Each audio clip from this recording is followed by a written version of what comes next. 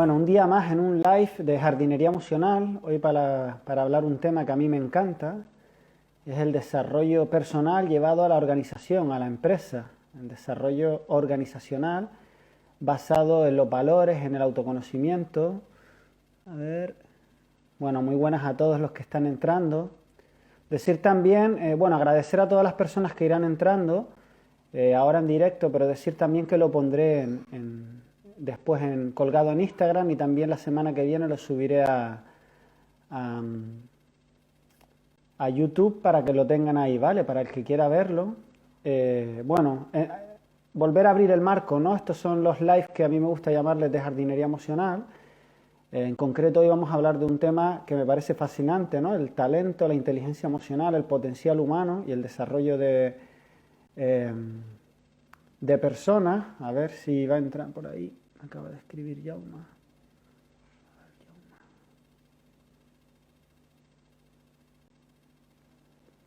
Espera un momento porque me está escribiendo. Vale, mira. Ahí se acaba de unir Jauma. Pues bueno, hoy tenemos a Jaume Gus. Yo Hola tuve el Raúl, placer de... Hola Jaume. buenas noches, buenas tardes. Decía Jaume que yo tuve el placer de escucharte, te he escuchado dos veces en conferencias aquí en Barcelona. Una vez creo que era en CaixaForum, si no me equivoco, y otra por ahí Sí, por Vía Laietana, en un sí. evento de gestión de desarrollo organizacional. Y decía que dentro de estos lives que hago de jardinería emocional, un tema que me fascina es cómo llevar la inteligencia emocional, el autoconocimiento a la organización, al desarrollo profesional y organizacional. Y vi una frase que me gustó mucho en tu página, que ahora nos hablarás un poquito de ella, que es que el éxito, la felicidad no están reñidos. Y me encantó ese enfoque, porque fíjate que es de sentido común y en las últimas décadas ha proliferado muchos estudios alrededor de la psicología positiva, del desarrollo organizacional y la inteligencia emocional, que bueno, algo que es de sentido común, pero parece que tenemos que tener los estudios que lo verifican, que al final pues tiene todo el sentido. La verdad es que uno trabaja cuando está en un estado, no, al final en unos ciertos estados, digamos, como dice Robert Dilts, una persona es tan buena como lo es su estado interno, pues en un estado interno que facilita la creatividad, la innovación, la conexión con los demás. Antes de empezar, Jaume, me gustaría, si te apetece, que te presentaras un poquito y que nos hablaras de tu proyecto, un SEO sin corbata, que a mí solo el nombre ya me encanta. Bueno, mi nombre es Jaume, yo estudié Telecos. eh, la verdad es que mi primera pasión fueron los números. Me encantan los números, ¿no?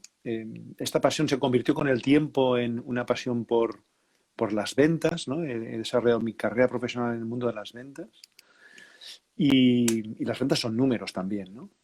Después esta pasión se transformó con el paso de los años en las estrategias de venta, ¿no? Ya no es la venta en sí misma, sino las estrategias que montabas para conseguir desarrollar un negocio. Hasta que un día descubrí, me di cuenta, cuando empecé a llevar equipos, lo complejo que somos las personas. Y en ese instante mi pasión se decantó totalmente hacia la persona, gestionar equipos, liderar, ¿no? Y desde ese momento pues cambié mi mirada del mundo, total y absolutamente, ¿no? He desarrollado mi vida en el mundo empresarial, básicamente en empresas de tecnología, hasta que llegué a InfoJobs. InfoJobs en ese momento era una pequeña startup de 25 trabajadores, tenían un modelo de negocio que pues daba resultado, pero vendía muy poquito, no tenían apenas margen. Y mi primera labor fue construir un modelo de negocio nuevo, y lo hicimos bien. El equipo empezó a crecer y en 6 años pues nos convertimos en un genérico de empleo en España. Mi equipo pasó de tener 5 personas a tener 70 personas por debajo en el departamento de ventas y nos convertimos en un éxito. En ese proceso fue cuando descubrí, ¿no?, toda la parte de gestión de personas, emociones y cómo llevar a las personas a su más alto nivel desde una aproximación totalmente distinta. Una vez terminé ese periodo de dirección comercial, me invitaron me opté a ser director general en InfoJobs y gané la propuesta. Estuve 7 años liderando InfoJobs como director general en los años de crisis, del 2010 al 2000, no, del 2009 al 2015, finales del 2015, 6 años. Y después estuve 2 años como director de recursos humanos en Schibsted Spain, ahora se llama Devinta, una compañía digital muy potente en Noruega, llevando pues las 1.200 personas que tenía en España, ¿no? Y transformando la cultura, ¿no? Tengo un hijo de 25 años que se dedica a temas de vídeo, ¿no? Nada que ver con lo que yo he hecho y he desarrollado en mi vida. Soy un apasionado de las personas, de todo lo que es el desarrollo personal y de la vida misma, ¿no? O sea, que intento transmitirlo a las cosas que hago, cómo lo hago, ¿no? Pero siempre en el entorno empresarial, que es donde yo me he movido más cómodamente. Me preguntaba sobre un CEO sin corbata. Sí, este proyecto, sí. Un CEO sin corbata es un blog que nace cuando yo cojo la dirección general de la compañía y entonces en ese momento le damos un giro a InfoJobs importante, introduciendo en el año 2009 el concepto de felicidad en la empresa como eje vertebral de lo que es el desarrollar una organización, un equipo y conseguir unos resultados extraordinarios. Y entonces viene un día la directora de marketing y me dice, mira, se llamaba Ana, ¿no? Ana me dice, está estudiado que las empresas donde el director general hace conferencias y además tiene un blog, venden más. Y como eres director general, pues te toca. Ah, perfecto.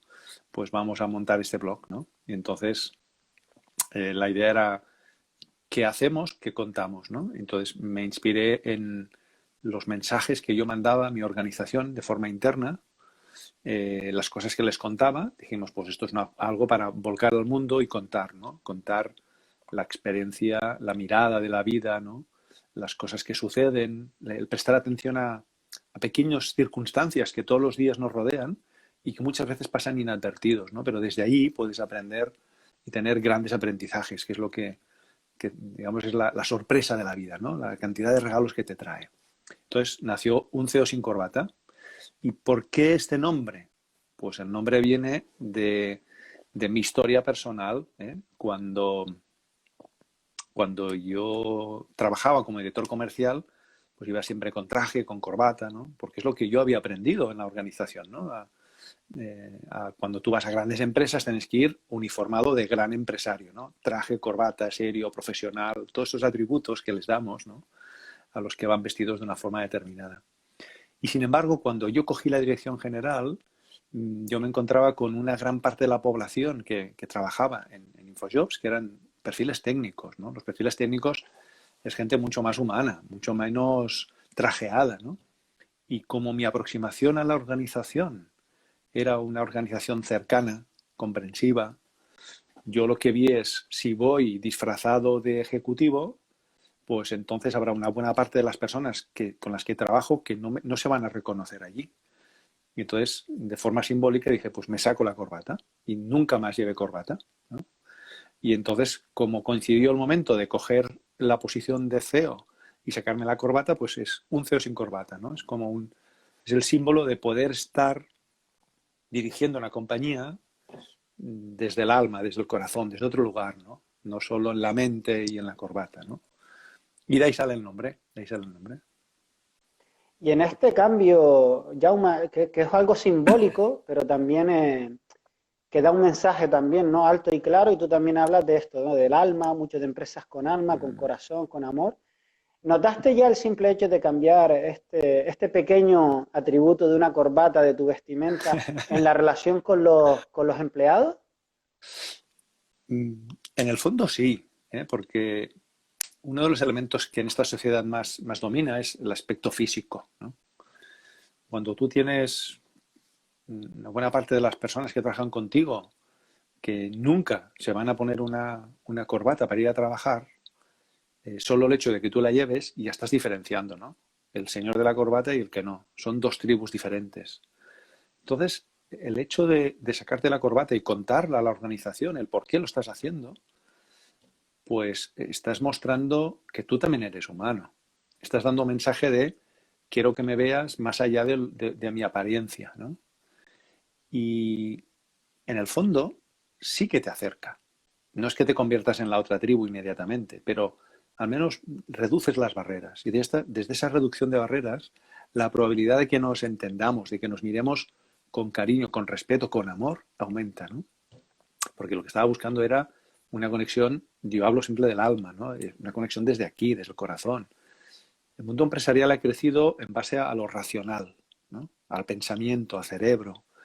Y nos hemos olvidado de la emoción, nos hemos olvidado del espíritu, nos hemos olvidado de las cosas profundas, ¿no?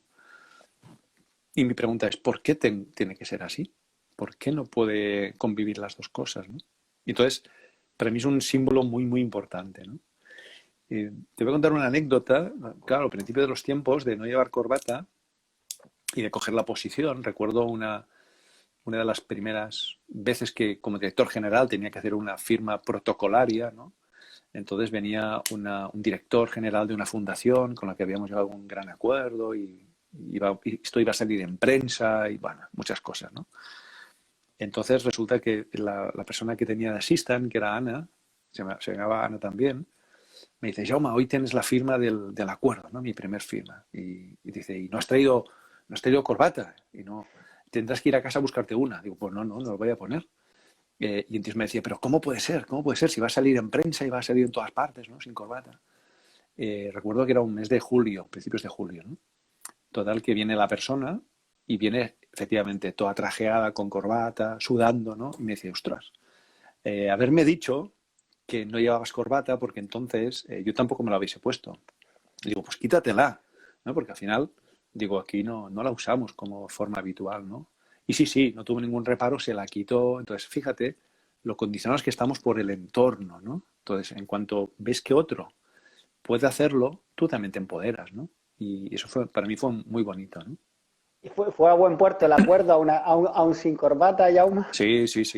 Era simplemente el momento protocolario, lo firmabas, hacíamos una serie de fotos, esto se pasaba a la prensa, después salía publicado. Entonces era el hecho de salir publicado sin la corbata, ¿no? Pero si miramos hacia atrás, cuando nació Internet aquí en España, en el año 2000 aproximadamente, cuando hubo el boom de Internet, los grandes directivos de la banca se fotografiaban sin corbata con los startuperos, ¿no? Con las personas digitales, ¿no? Porque el mundo digital ya de alguna forma identificaba que esta rigidez no era suficientemente buena, ¿no? Lo que pasa es que, claro, todo eso se hundió, ¿no? Se gastaron todo el dinero que la banca les había dado y no trajeron retorno. Entonces dijeron, no, volvemos al antiguo, que es lo que sabemos, que es traje, corbata, seriedadmente, ¿no? Y nos olvidamos de cosas más volátiles, ¿no? Pero ahí están, y hoy en día si te mueves un poco por el mundo de la emprendeduría, la gente no va con corbata, ¿eh? Son Y esto, personas... si te parece, Jaume, lo retomaremos más adelante porque también esta nueva mentalidad, el talento millennial, también nos invita a los emprendedores y a los empresarios a hablar cada vez más de salario emocional, de Exacto. retención del talento. Entonces, llegaremos ahí. Pero antes sí que me gustaría, si te apetece, porque yo conozco un poco tu historia, porque en las conferencias estas la contaba, Mm. claro, ¿qué te llevó a ti a nivel humano? Porque al final uno no puede liderar, sino desde el lugar en el que uno está. Mm. ¿Qué te llevó a ti a nivel interno, tus experiencias personales, para hablar de números a incorporar números con alma, ¿no? A ver si nos puedes porque al final yo intuyo, y también sé por algunas historias que te escuché, que ahí han pasado cosas para que tú hayas hecho ese primer paso y tu propia transformación, porque al final uno solo puede comunicar desde el nivel de conciencia en el que uno está, ¿no? Mm. Bueno, yo te diría que la vida me zarandeó, ¿no? La vida nos trae momentos donde uno no es capaz de superarlo, ¿no? Entonces, yo recuerdo que para mí un factor muy importante fue cuando yo me separé de mi mujer, ¿no? De lo que es mi exmujer, ¿no? Mi hijo era muy pequeño y eso a mí me movió el mundo, ¿no? Eh, y ahí me empecé a replantear cosas, ¿no? Empecé una búsqueda de algo distinto, ¿no?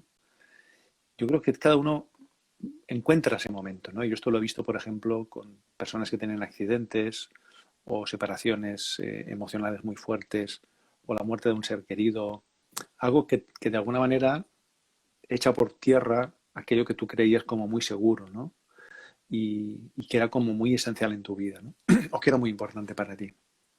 Entonces, en ese momento yo me replanteo, empiezo una búsqueda de otras cosas. Y en esa búsqueda me doy cuenta de cuánto me he ido protegiendo yo en la vida para no sentir las cosas malas, ¿no? Poco a poco fui creando una serie de capas que me protegía a mí mismo. Y entonces empezó el deseo de poder librarme de eso, ¿no? Poder sacar esa armadura, esas capas, para poder volver a sentir lo bueno y lo malo, ¿eh? Porque si algo he aprendido es que cuando te proteges de lo malo, también te aíslas de lo bueno, ¿no? Y en esa protección te pierdes las cosas bonitas de la vida. Por tanto, lo interesante de esta vida es poder tener ambas, poder disfrutar las buenas y poder sostener las no tan buenas, ¿no? Entonces ahí empezó un camino que me llevó a mirar las cosas desde otro lugar, ¿no? A alejarme de los números, a alejarme de las estrategias, de las cosas tan empresariales e intangibles. Y entonces me empecé a formar. Coincidió también que entré en una multinacional americana en el año 2000 y su mejor regalo fue el darme un proceso de coaching que era personal y profesional. Yo en ese momento no sabía ni lo que me estaban dando, pero eso yo me di cuenta que detrás de ese proceso había metodología y que esa metodología en mí hacía magia, ¿no? Entonces recuerdo que cuando terminamos yo les pregunté, ¿no? ¿Qué herramientas utilizas? ¿No? Entonces me hablaron de enneagrama, me hablaron de coaching, me hablaron de PNL, me hablaron de sistémica, me hablaron de hipnosis ericksoniana. Ostras, yo eso lo quiero para mí, pero para mí, para gestionar mi vida, porque eso me parecía un regalo, ¿no? Entonces empecé a formarme en eso. Y al empezar a formarme y tener esa mente más abierta a la vida, como buscando las cosas de corazón, ¿no? No tanto de cabeza, pues empecé a esos aprendizajes a llevarlo al mundo de la empresa. Entonces me di cuenta que eso funcionaba, ¿eh? Que conseguías mejores relaciones con las personas con las que trabajabas. Yo me sentía más satisfecho, más pleno, ¿no? Era capaz de sobrellevar las dificultades de una forma mucho más ágil y ligera. Y poco a poco fui como entrenando esas habilidades hacia el mundo de la empresa, ¿no? Y ahí estoy, ¿no? Y eso fue lo que me llevó, ¿no? Pero es un cambio de conciencia tuyo, ¿no? De vivir una experiencia, una vivencia que te hace replantear la vida, ¿no? Al menos la vida como uno la entiende. Porque si no, sobre todo cuando estás acomodado, ¿no? Yo he tenido la suerte de tener trabajo siempre en toda mi vida. Te metes en un trabajo, las cosas te van bien, tienes éxito y empiezas como a cerrar tu mente y a vivir la vida desde una línea que se extiende en el tiempo y lo demás no existe. Y cuando algo en esa vida se trunca, es como de golpe y porrazo, ¡buah!, se abre. Y ahí descubres todo lo que no has sido capaz de ver, ¿no? Y ahí te das cuenta de que has aprovechado unas capacidades, pero otras las has mal metido, no las has sabido sacar, ¿no? Es un regalo de vida eso. Para un directivo, para una persona que esté liderando equipos o que quiera desarrollar el talento, el potencial de su equipo humano, Jaume, ¿por dónde empezar? ¿Cuáles son los primeros pasos para introducir estos cambios a nivel sistémico en la organización? Los primeros pasos yo siempre aconsejo empezar por uno mismo, ¿no? Es muy curioso como en el mundo de la empresa los que tienen cierto poder y quieren cambiar cosas, quieren cambiar las cosas de los demás, pero nunca se plantean si ellos han de cambiar algo, ¿no? Entonces, todo cambio empieza por uno, ¿no? O al menos yo siempre lo he vivido así, ¿no? Y la vida me ha demostrado que funciona. Cuando tú cambias, ¿no? Las cosas que tú ves, las cosas que tú vives, cómo las vives, se transforman. Entonces, el primer paso, conócete a ti mismo. ¿Quién eres? ¿Cómo eres? ¿Cuáles son los mecanismos automáticos que dirigen tu vida y que te llevan siempre al mismo puerto o parecido, ¿no? ¿Cuáles son aquellos mecanismos que no sabes gestionar y que en ese instante aparece el automático que te lleva a la misma dirección, ¿no? Y cuando te empiezas a reconocer allí, es cuando empiezas a poder decir, vale, yo puedo cambiar cosas en mí, ¿no? Empiezas a abrir tu mente y tu forma de relacionarte. Ese sería el primer paso, ¿no? Una vez eso ya has profundizado un poco, cuanto más mejor. El siguiente paso es hacia afuera, ¿no? Yo siempre digo que para transformar un equipo es como si tú ahora me pides 5 euros, Raúl, yo miro qué hago, miro mi bolsillo, si tengo dinero te lo puedo dejar o te lo puedo dar, pero si no tengo, no puedo entregar eso. Lo mismo sucede con los equipos y con las personas, ¿no? Si queremos un equipo que trabaje con confianza, le hemos de entregar confianza. Para entregar confianza, primero la he de tener yo. Por eso la importancia de conocerme a mí, dotarme de las herramientas para poder tener aquello que espero de los demás. ¿Qué espero? Confianza. Pues primero la construyo y se la doy. Espero escucha. Primero la construyo y entonces la puedo enseñar. Etcétera, etcétera, etcétera, ¿no? Entonces, ese es el proceso, ¿no? Y siempre es, fíjate, el secreto es muy sencillo. Entrega aquello que tú quieras recibir. Wow. ¿Quieres recibir compromiso? Entrega compromiso. ¿Quieres recibir comprensión? Entrega comprensión. ¿Eh? Ya nos lo han dicho. Quien siembra tormenta recoge tempestades, ¿no? Pues fíjate, la sabiduría popular ya está allí. Otra cosa es cómo somos capaces de llevarlo al mundo de la empresa, ¿no? Entonces, ese sería el siguiente paso, ¿no? Empezar a darlo, ¿no? Que podríamos decir, Jaume, liderar desde el ejemplo, podría ser, resumiendo como en una frase. Evidentemente, el ejemplo es fundamental, ¿no? Entonces, yo creo que ahí has de actuar el ejemplo se construye en base a, para mí, en base a dos elementos, ¿no? Uno es el vivirlo, ¿no? Yo quiero confianza, entrego confianza. Yo quiero responsabilidad, soy responsable y entrego responsabilidades. Pero además de entregarlo, tengo que hacer que sea consciente, ¿no? Veo en muchas organizaciones y equipos cómo pretendemos desarrollar ciertas habilidades, pero no trabajamos en desarrollar la conciencia de lo que le estamos dando.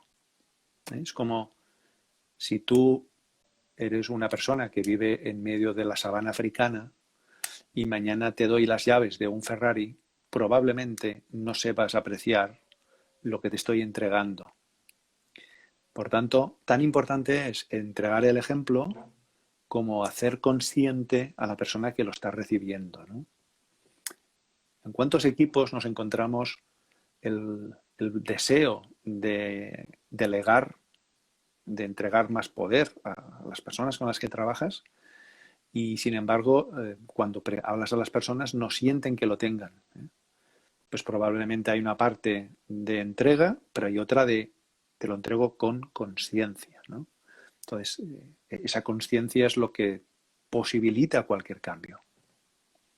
Y también en este proceso, Jaume, no sé si también está el tema de la comunicación humana, ¿no? Que muchas veces damos por hecho, que para mí responsabilidad es una cosa, pero no sé qué significa para ti, ¿no? Y estos significados compartidos, construidos, ¿no? Porque al final tú hablabas de una cosa muy bonita en InfoJobs, que después si quieres la nombras, que era el tema de las habitaciones y de los valores. Y en todo un trabajo, porque los valores, aparte de especificados, de dichos, ¿no? Tienen que ser también vividos, pero también tienen que ser, tienen que partir de significados compartidos, porque claro, ¿qué es liderar para mí? ¿Qué es liderar para ti? Podemos llevarnos una sorpresa y estar hablando de cosas diametralmente opuestas, ¿no? Sí, sí. Hay una parte importantísima de diálogo, ¿no?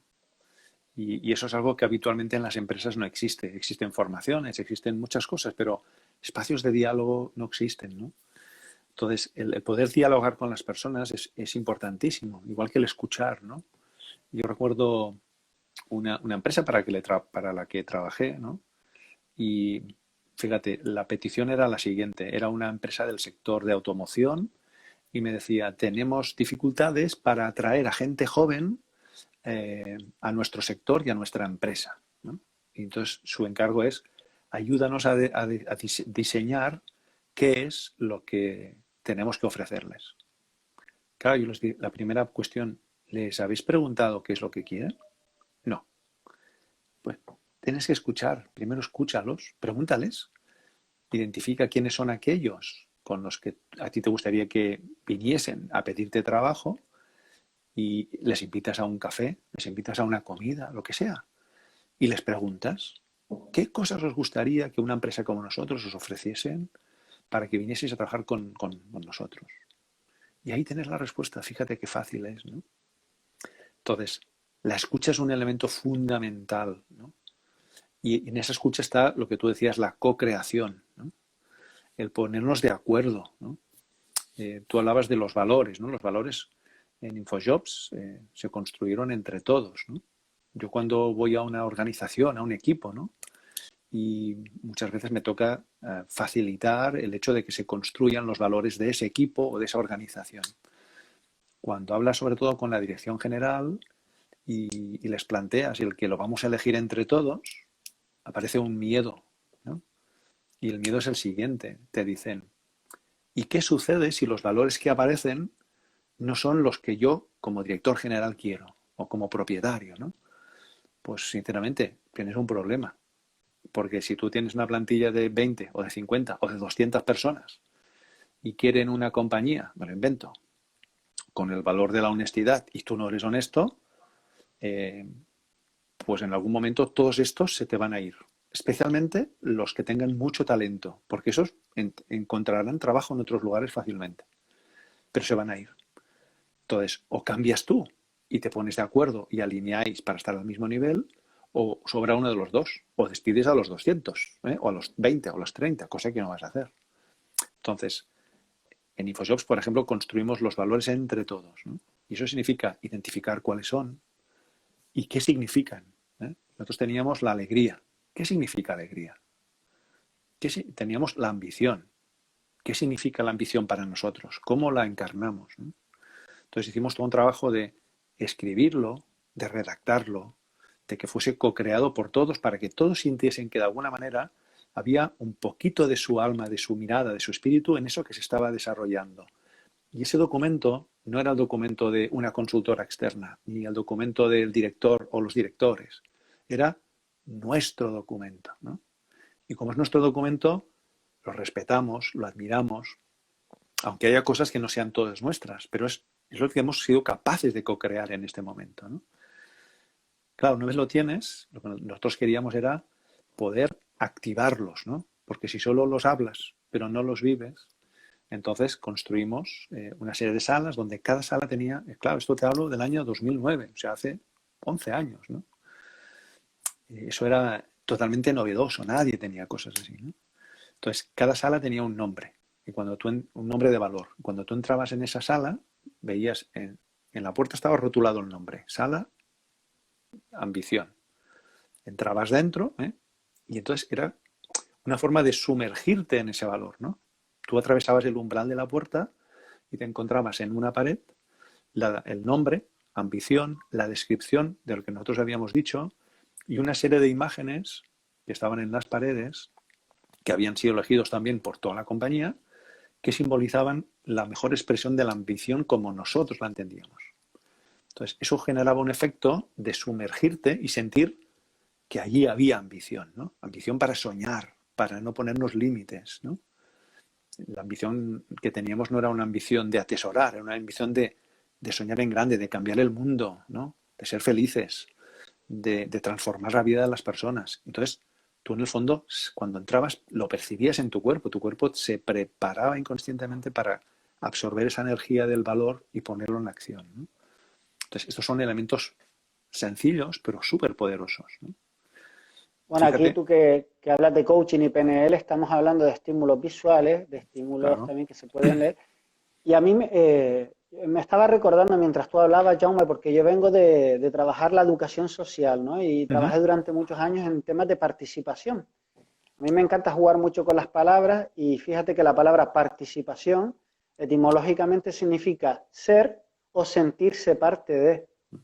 Y cuando tú hablabas de esto que parece una tontería, ¿no? O por lo menos algo como muy, muy obvio, que tan obvio que lo veamos. Yo recuerdo que cuando yo trabajé en un ayuntamiento, estuve 10 años y Sí. tuvimos un proyecto que el gobierno de Canarias nos dio incluso un premio, porque conseguimos que de media tuviéramos 150 jóvenes al día en un lugar donde ellos iban porque ellos querían a pasar el tiempo libre y donde ellos se involucraban muchos de estos chicos que no estudiaban en el cole, que ni siquiera habían terminado el graduado, con nosotros se involucraban a hacer cosas por amor y el arte para otros jóvenes, eventos, ¿no? Y la clave del éxito, siempre me preguntaban, ¿no? Porque muchos ayuntamientos alrededor nos decían, ¿cómo es que a nosotros no nos van los jóvenes y a ustedes les sobran? Pues fíjate que el elemento clave era preguntarle qué es lo que quieren, Claro. hacerlos sentir parte y que sean parte de verdad. Y nosotros le dábamos voz y voto y les dábamos poder. Y al final eso es todo proceso de empoderamiento y de que una persona sienta los colores del equipo, pasa por algo tan básico como qué es lo que tú esperas de nosotros, qué es lo que tú sientes y de qué manera yo puedo hacer tu estancia aquí más agradable. Fíjate que al final son elementos, porque a veces hablamos de palabras, Jaume, no sé si te lo parece, como empatía o escucha activa, que son palabras que no me gustan mucho, porque como están tan trilladas, pero al final, ¿qué es la empatía y qué es la escucha activa? Sino también muchas veces palabrejas donde ocultar discursos que están vacíos, ¿no? Al final, fíjate que lo que tú acabas de decir parece revolucionario porque muy poca gente lo hace, pero qué bonito y qué entrada tienes tú y qué imagen me das tú como empleador cuando me dices, oye, ¿qué tiene que pasar en esta empresa para que tú quieras estar con nosotros? ¡Wow! O sea, ya tienes medio corazón ganado, ¿no? Sí, sí, sí. Efectivamente, el sentimiento de propiedad, ¿no? Yo creo que como seres humanos, cuando tú tienes un sentimiento de propiedad de algo, y más si es algo que tú amas, ¿no? Si tú lo quieres, lo vas a cuidar, ¿no? Yo no conozco a nadie que ame a alguien y que no lo cuide. Otra cosa es cómo nos ponemos de acuerdo qué significa cuidar eso, ¿no? Pero tú vas a hacer tu mejor versión para que eso siga para adelante. Entonces, estamos hablando en un mundo empresarial donde una de las dificultades principales que hay hoy es el compromiso, ¿no? El vivir los colores de una persona con la compañía o el equipo en el que está trabajando, ¿no? Y hasta ahora las líneas de actuación han sido siempre monetarias, ¿no? Recompensas monetarias. Craso error. El dinero es importante, pero el dinero es importante no para hacer mercenarios, que es lo que consigue. Es porque todos trabajamos por dinero, ¿no? Y si nosotros queremos generar un bienestar en nuestra organización, el primero que tenemos que cuidar son a nuestros trabajadores. Por tanto, el dinero es más una recompensa que no un factor de lealtad, ¿no? Nos estamos equivocando si solo estás aquí por dinero, ¿no? Entonces, ese sentimiento de propiedad nace cuando tú les das alas. Y lo que me ha demostrado, yo ahora llevo, pues fíjate, yo empecé a acompañar a empresas en el año 2011, ¿no? Cuando empecé a dar conferencias hablando de la felicidad en la empresa. Y me encontré con empresas que decían, yo quiero seguir un camino como este, ¿me puedes ayudar? Y yo les dije, pues sí, yo te ayudo, ¿no? Y entonces empecé a acompañar a empresas, equipos y personas en esa transformación. Y lo que yo he visto es que cuando tú a una persona le das la capacidad de poder decidir sobre un cierto ámbito, eso lo hace suyo, ¿no? Y cuando es tuyo, lo cuidas con más cariño y buscas tu mejor versión, ¿no? E intentas que eso crezca. Entonces, si tú ves, eso es lo que hacen las empresas, el deseo de las grandes empresas, que mi empresa crezca, que tenga buenos trabajadores, que estén motivados, que estos traten bien a los clientes para que los clientes vuelvan, etcétera, etcétera, ¿no? Pues, qué sencillo es. Cojamos a las personas con las que trabajamos y vamos a ser capaces de empoderarlas para que tengan cierta responsabilidad, ¿no? Y esto lo he visto en ámbitos tan diversos como el reciclaje, como lo que son inyección de plásticos, entornos industriales, entornos agrarios, ¿no? Cuando tú pones a alguien al mando de una zona agraria con cierta responsabilidad, él lo toma, porque le estás dando el poder de sentirse grande. Y no solo de sentirse, sino de ser grande, ¿no?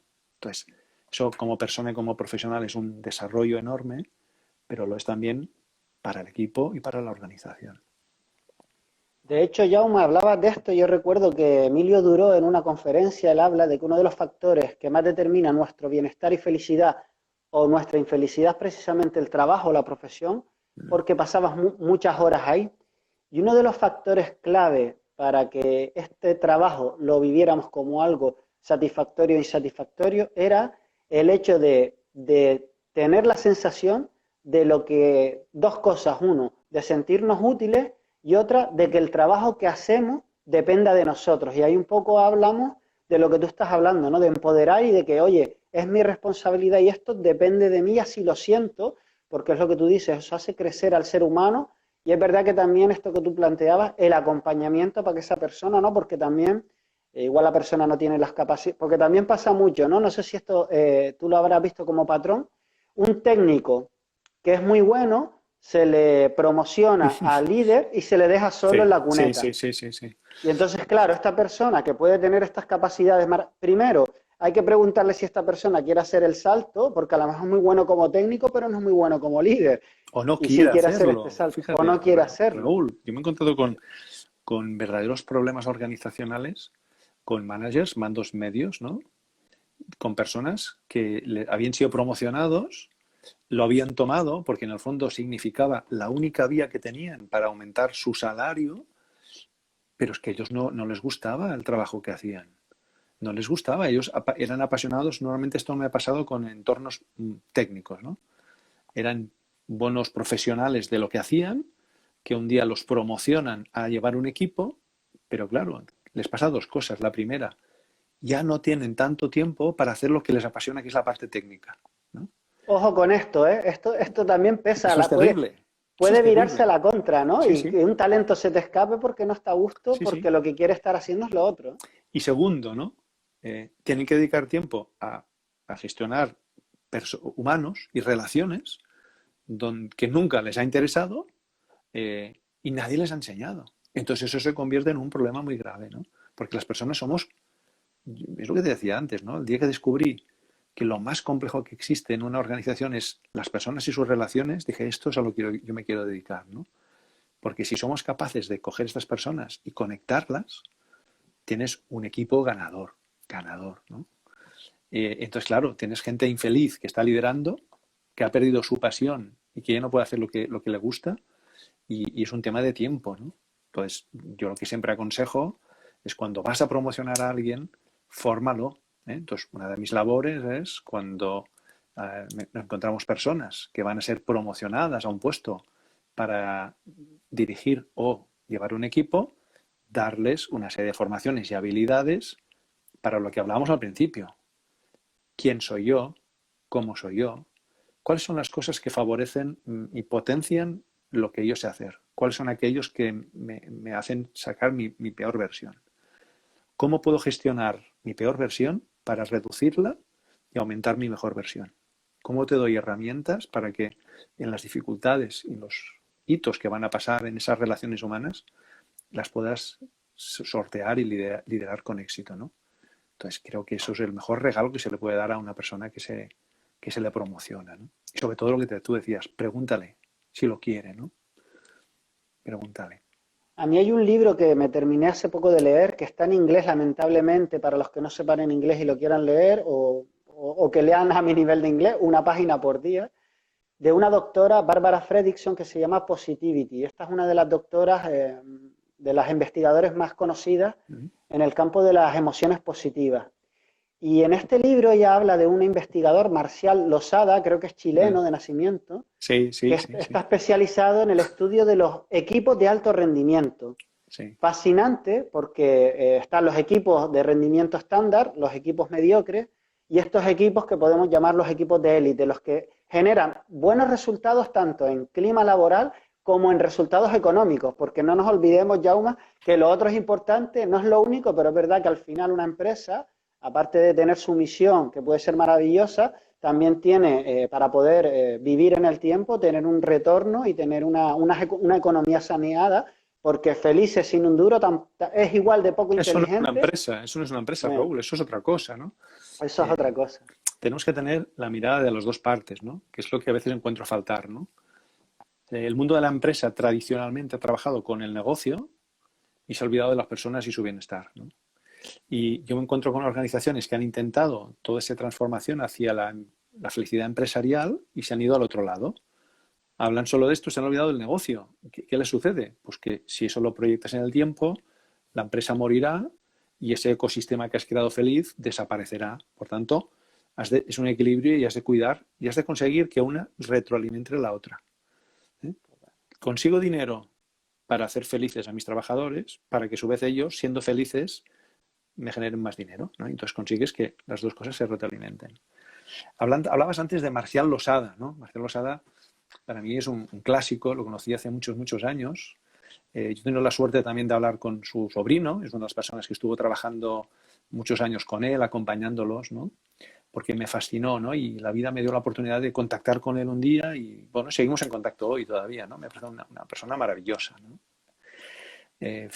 Y Marcial Losada era un ingeniero que empezó a estudiar cuáles eran los criterios por los que los equipos conseguían mejores rendimientos. Entonces detectó uno que era fundamental, que era el equilibrio entre las buenas noticias y las malas noticias, ¿no? Hay una creencia de que si yo te doy una mala noticia, te doy una buena y ya está, queda compensado. Como te da una bofetada, te doy un beso y ya está, somos amigos otra vez, ¿no? Y lo que se demostró en ese estudio fue que esto no era así, sino que los equipos de alto rendimiento, por cada mala noticia que se entregaba, se daban mínimo 3 buenas noticias. Y el punto óptimo, o sea, el equilibrio óptimo, era por cada mala noticia entregábamos 5. Eso significa que si nosotros vemos las relaciones con el equipo como una cuenta bancaria. Una cuenta emocional, sí, una cuenta emocional bancaria, totalmente. Cada vez que les damos un zarandeo, se nos restan muchos puntos y tenemos que compensar con mucho trabajo positivo para poder equilibrarlo, ¿no? Entonces hemos de ser muy cuidadosos en cómo utilizamos esta parte más negativa y no solo en el cuándo, sino el cómo la utilizamos, ¿no? Qué importante es el entregar las malas noticias, yo siempre hablo con cariño, con amor, ¿no? Con respeto, con humildad, ¿no? Porque desde ahí la probabilidad de que sean recogidas de forma más positiva es más grande, ¿no? Pero qué importante es también el que se puedan entregar muchísimos mensajes positivos, ¿no? De refuerzo. Fíjate esto a nivel de cultura organizacional, ¿no? De Marcial Losada, que nos habla de un equilibrio entre 5-1, 6-1, aparte de otros factores, ¿no? Como preguntar más que afianzarnos en nuestro punto de vista. Y también otra de los elementos clave era el sentimiento de equipo más que de mirar por mis propios intereses, ¿no? En los Exacto. equipos de alto rendimiento teníamos esta filosofía Kaizen que llaman los japoneses de mis objetivos los enlazo con el equipo, más que mirar por mí solo, más que defender mis puntos de vista, querer tener la razón, preguntar y querer entender lo que los demás quieren, y ese equilibrio entre 5 o 6 noticias positivas a una negativa. En el libro de Víctor Coopers, Vivir la vida con sentido, habla de un estudio de la Universidad Complutense de Madrid que hicieron este estudio, ¿no? De meterse en empresas e indagar. A nivel de equilibrio, ¿cuántas críticas y cuántas buenas noticias o cuántas felicitaciones hacemos? Y el ratio que salía en este estudio de la Complutense era por cada buena noticia, 10 críticas. O sea que, fíjate que la realidad nos pone que si el equipo de rendimiento está en un 5-1, un 6-1, la realidad, según el estudio de la Complutense, va que vamos con la balanza muy desequilibrada hacia el otro lado. O sea que... Es una realidad esto, Raúl. Lo que, si tú te fijas, y es como la tendencia natural, ¿no? Una persona, cuando ponte en situación de que tú eres un manager, un mando medio o llevas un equipo, ¿no? Y este equipo ha pinchado. La reacción natural de mucha gente es ese patrón automático de te voy a dar la bronca porque poniéndote las pilas serás capaz, ¿no? Eso es un comportamiento negativo, ¿no? No estás siendo empático, no estás escuchando, ¿no? Entonces, esa tendencia natural nos lleva a ser más críticos que a reconocer, ¿no? El reconocimiento es una de las herramientas más poderosas que tiene el ser humano, ¿no? Para transformar cosas, ¿no? Cuando alguien te da un regalo, ¿qué le decimos? Gracias, ¿no? Pues lo mismo sucede en el mundo de la empresa. Lo que pasa es que no nos han enseñado a eso. El mundo de la empresa nos ha enseñado a tú estás aquí para hacer tu trabajo, si haces tu trabajo yo no te digo nada. Solo te digo algo cuando no lo haces para meterte en vereda y si lo haces excelente, posiblemente en algún momento te dará una recompensa económica, ¿no? Entonces, nos estamos olvidando de toda la parte de reconocimiento positivo, porque ese es el que hace crecer a las personas, ¿no? Entonces, eso es lo que tenemos, está el contrapeso está totalmente hacia la parte de bajo rendimiento. Y así nos va, ¿no? Así nos va en el mundo de la empresa, ¿no? Así nos va. A mí me gustaría, Jaume, porque ya el tiempo va volando, nos quedan 15 minutos. Si tú pudieras, no sé, a modo de ejemplos, buenas prácticas, porque yo recuerdo que tú decías, me acuerdo de un tema de una caja de agradecimiento, de unos libros, Sí. bueno, algunas prácticas que a mí me gustaron mucho, la verdad que me parecieron brutales. Si tú nos pudieras compartir algunas que tú has ido experimentando y que te han funcionado, porque al final hablamos, ¿esto funciona o no funciona? Si no funciona, vamos a mirar qué otra manera podemos hacer, ¿no? Y en tu caso, eres un vivo ejemplo de que esto te funcionó tanto en InfoJobs como en los portales posteriores, ¿no? Como Mil Anuncios, que eran del mismo grupo, Sí, ¿no? sí, sí, sí, sí. Bueno, tú has dicho uno, ¿no? Para mí hay varios, ¿no? Uno es, que yo lo he visto que siempre funciona, es el de regalar libros, ¿no? Utilizar libros que nos sirvan para aprender, ¿no? No es regalar por regalar, es poder tener quien quiera participar. Siempre hay una premisa que es la voluntariedad, ¿no? Cuando tú quieres transformar algo, no puedes transformar desde estoy empujando para que todos lo hagan. Es al revés. Tú coges unas piezas, las muestras, las cuentas y quien quiera es aquel que está preparado para utilizarlas. Entonces, el comprar libros, nosotros compramos libros desde eh, Los Cuatro Acuerdos, por ejemplo, un libro sencillito, ¿no? Pero que una vez leído te permite hacer espacios de discusión y debate sobre esos acuerdos, ¿no? Sobre esos mensajes, ¿no? Regalamos un libro que se llamaba La ley del espejo, que habla sobre uno mismo. Regalamos un libro que se llamaba Liderar con valores. Regalamos el libro que yo escribí que se llama Diseña tu futuro. Sé feliz en el trabajo, ¿no? Entonces, esos son espacios donde uno lee, absorbe y empiezas, fíjate, estás empezando a generar grupos que han compartido algo en común, que es la lectura de un libro para después tener en un café, antes cuando se podía o ahora cuando tenemos espacios, poder hablar sobre eso. ¿Qué es lo que más me ha gustado? ¿Qué ideas he sacado que puedo aplicar al entorno en el que yo trabajo? ¿Qué es aquello que he visto que hacemos en el trabajo y que deberíamos dejar de hacer? Etcétera, etcétera, etcétera, ¿no? Otro ejemplo muy potente es Esto es el de... buenísimo, Jaume, porque generas una cultura orgánica del aprendizaje constante, ¿no? Al final, lo que hablábamos del método Kaizen y tal, Sí, sí, está generando un aprendizaje y además aterrizándolo a la organización, o sea sí. que... Y hemos de tener en cuenta que transformar una cultura de un equipo ha de ser orgánico y ecológico. Porque si alguien viene y pretende venir aquí, como si fuese una patrulla, y os vamos a cambiar el cerebro y vamos a cambiarlo, esto va a ser un fracaso absoluto. ¿Qué es lo que hacen muchas empresas, ¿no? Entonces, es un tema orgánico, de tiempo. Son pequeñas cositas que van sumando con coherencia hacia un camino, ¿no? En ese proceso hay algo muy importante, tú me decías, un elemento que funcione. En toda organización hay momentos malos, ¿no? Y hay errores. Somos humanos todos, ¿no? No podemos pretender que siempre lo haremos bien, ¿no? Y en toda relación hay roces y hay heridas. Entonces, algo que funciona muy bien es el poder generar espacios para poder sanar estas heridas. ¿Por qué? Porque si tú y yo hemos trabajado juntos en departamentos distintos y en algún momento hemos tenido una situación de desgaste por incomprensión o por incompetencia o por descuido, por lo que sea, eso a veces se convierten en heridas que permanecen en el tiempo. Y esa herida que tú recibiste de mí, con el tiempo, la tienes como sangrando. Si no somos capaces de sanarlas, nuestra relación no se puede construir de forma positiva. Entonces, generar espacios donde de forma voluntaria, quien quiera, pueda hacer esta regeneración, ¿no?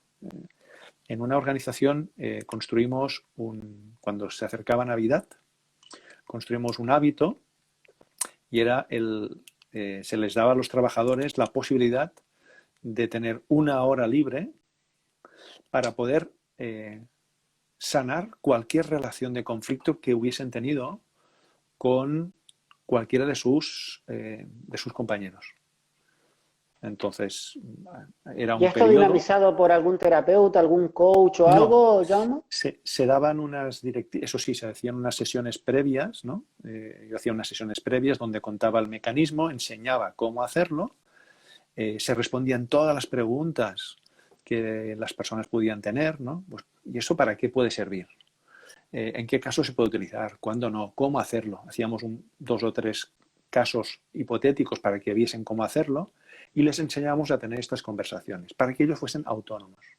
De forma que quien quisiese y hubiese ido a las formaciones era capaz de sentarse con cualquier otro y limar esas asperezas. Lo llamábamos el hábito de la limpieza, ¿no? Que era antes de Limpieza cerrar, emocional, sí, total. antes de cerrar el año, poder desprendernos de todo aquello, pero con cariño, ¿no? Entonces, una vez tú les dabas los mecanismos, ellos eran capaces de hacerlo. Y era muy bonito porque todas aquellas diferencias, antes de que nos fuésemos de vacaciones, o antes de que ellos se fuesen de vacaciones, quedaban limpias.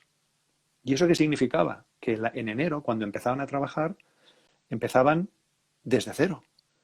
Todo Era un aquello, reset integral, claro, claro, claro, un reset claro, integral, sí, sí. claro. Entonces, esto es una cosa muy sencilla. ¿Qué necesitas? A alguien que te dé las pautas y te lo monte y soltarlo en la organización. Evidentemente no va a ir todo el mundo, pero solo que vaya el 10 o el 15% ya tienes un elemento transformador ahí, enorme. Claro, ¿Vale? porque tú hablas mucho de sistémica y un pequeño cambio en una parte del sistema afecta a todo al final, ¿no? Y Sí, entre eso, la iniciativa de los libros, todo lo que pueda ir generándose, al final eso, bueno, en el tiempo, de manera orgánica y ecológica, como tú dices, se puede convertir en otra organización y en claro, otra cultura totalmente. claro. Fíjate, un ejemplo de esto es cuando yo estaba dirigiendo InfoJobs, yo soy un apasionado del eneagrama, ¿no? Entonces, ¿por qué? Porque el eneagrama cambió. Cuando yo hice los talleres, que son múltiples, transformó mi vida. Ostras, entonces yo con ese afán lo que quería era llevarlo a la organización. Y entonces preparamos con un agente externo un programa de eneagrama básico para poderlo introducir en el mundo de la empresa. Claro, mi ilusión era que muchísima gente lo hiciese, ¿no? ¿Qué pasó? Pues que hicimos una convocatoria y de 280 personas que tenía InfoJobs se apuntaron 40. Ostras, para mí fue una decepción enorme. Era como, Dios mío, con el gran regalo que les estamos dando, solo 40 personas, ¿no? Pero bueno, tuve que aceptar que eso era así. Y hicimos nuestro outdoor, ¿no? Hicimos nuestro programa de eneagrama y fue mágico, porque a la semana siguiente teníamos 80 peticiones de personas que no habían ido, que a raíz del efecto que había producido en los que habían estado, venían a decirme, oye, ¿cuándo lo vamos a hacer otra vez? ¿No? Entonces, esto es un crecimiento orgánico, ¿no? Sin forzarlo. Entonces, fíjate, incluso lo llegamos a hacer una tercera vez. Entonces, este elemento orgánico es el que da poder a la transformación, no el empujar. Brutal, No el brutal. empujar, ¿no? Buenísimo, no, no. Y qué interesante también a nivel de expectativas, ¿no? Tú como SEO, unas expectativas, la realidad te muestra otra y ser flexible con una cosa es lo que yo quiera y otra cosa es la realidad que se Me costó impone. mucho, Raúl, me costó mucho en ese momento, ¿eh? Me Oye, costó Jaume, se mucho. nos está acabando el tiempo, nos queda poquito. Simplemente para terminar, un libro para cualquier líder, para cualquier persona que esté en una organización y quiera empezar a hacer esta transformación personal ¿Mm? para vivir de otra manera dentro de la empresa, ¿cuál recomendarías? Un libro. Es que hay muchos. Mira, yo te Venga, va, dos. recomendaría, te voy a dar un par. Uno es un libro que se llama Pide y se te dará, ¿no? Eh, Son libros que no son empresariales, hablan de ti, hablan de cómo eres, ¿no? Otro libro para mí muy interesante es un libro que se llama Flow, Fluir, ¿eh? De Mihaly, Mihaly Exacto, Mihaly, ¿no? sí. Buenísimo. Nos abre la mente a comprender el por qué esa sensación de fluidez tiene como patas muy claras, ¿no? Y os voy a dar un tercer, bueno, para mí hay un libro que es el que yo escribí, que se llama Diseña tu futuro, ser feliz en el trabajo es posible, ¿no? Que es un libro sencillo. Todos los que lo han leído y me han escrito siempre me han dicho que les ha servido. Incluso hace poco recibí una crítica de una persona. Me decía, oye, me he leído este libro y ha transformado la mirada que tengo de las organizaciones, ¿no? Porque hay ejercicios, hay un poco de todo, ¿no? y un cuarto, ya me iban a llamar un cuarto, un libro que se llama Reinventando las organizaciones, de Frédéric Laloux, ¿no? Es un libro que cuando llegó a mí, yo lo leí, reconocí muchas de las cosas que yo estaba haciendo y pensé, ostras, esto es mucho más grande de lo que yo pensaba, ¿no? Buenísimo. A mí, si me permites, sumar 2 libros aquí. Claro. El Principito se pone la corbata, de Borja Vilaseca, que habla de esta transformación organizacional y sobre todo poniendo énfasis en el eneagrama. Y otro libro que de hecho es una persona que murió en 2015 y es el mejor formador y conferenciante que yo he conocido en mi vida, que murió muy joven, por cierto, es Trabajo y Felicidad, de Ricardo Gómez. Una persona Esto no lo conozco. de las... Trabajo y Felicidad, de Ricardo Gómez, el mejor formador y conferenciante que he conocido en mi vida y una persona que me inspiró también a dedicarme hoy en día a la formación en empresas, en team building y en inteligencia emocional, fue esta persona, Ricardo Gómez, y me encanta. Es un libro que me encanta, me lo volví a releer este verano y sigue teniendo mucho impacto y mucho que ofrecerme. Lo voy a buscar. Oye, Jaume, te doy las gracias, me ha encantado, se me ha hecho muy corto. ¿Alguna frase, algún mensaje para despedirnos? Una frase, sí, a mí una frase que siempre va conmigo y es el amor cambia el mundo, ¿no? Es la energía más poderosa que tenemos. La podemos desplegar en nuestras relaciones personales, pero también la podemos desplegar en la empresa, ¿no? Por tanto, es mi hashtag, el amor cambia el mundo. Tenéis un vídeo en las redes que se llama así, donde veréis algunas cosas de las que hago. Y creo para seguirte, Jaume, en las redes, Gurt Jaume es en Instagram, Jaume Gurt en LinkedIn, ¿no? Exactamente, Jaume Gurt en LinkedIn. Un CEO sin corbata, tu web. Un CEO sin corbata es el blog, y después si buscas Jaume Gurt, siempre con U, pues encuentras multitud de vídeos y de entrevistas y cosas que podéis ver, ¿no? Pero animaros a que cualquiera puede, con el corazón, se puede hacer cualquier cosa, ¿no? Ahí está, chicos, el corazón es lo que lo manda todo. Oye, pues con este mensaje de amor, no es porque se nos va el Instagram sí, me va a cortar, no es por otra cosa, Jaume. Muchas gracias por tu tiempo, muchísimas gracias a todas las personas que han estado en este directo y a todas las que lo verán en diferido, tanto en YouTube como en Instagram. Y te mando un abrazo fuerte, Jaume. Muchas gracias por este ratito. Un beso a todos y mucho amor. Un beso. Chao, chao. Chao.